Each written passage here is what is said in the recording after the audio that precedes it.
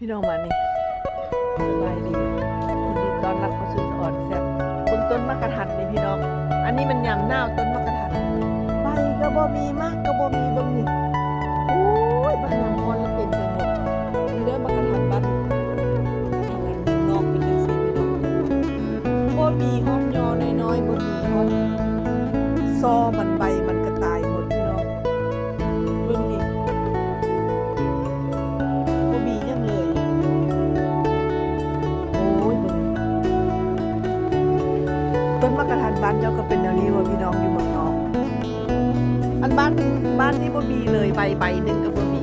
บ้านไหนแทรกเด้อนี่เด้อบ้าน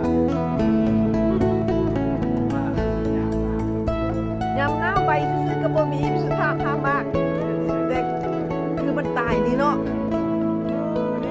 โน่นบ่ได้ตายเนาะโอ้ยพี่น้องเบิ่งเด้อนี่มื้อยามฮ้อนน่ะพี่สมอนจะอัปเดตคลิปใหม่ไปขอบใจจริงๆเลยเนาะมากกับหมากันได้ฮักบ่ได้กันเห็นอยู่บ่ได้เห็นแบบนี้ มีเวลาโอเคเอาไป thank you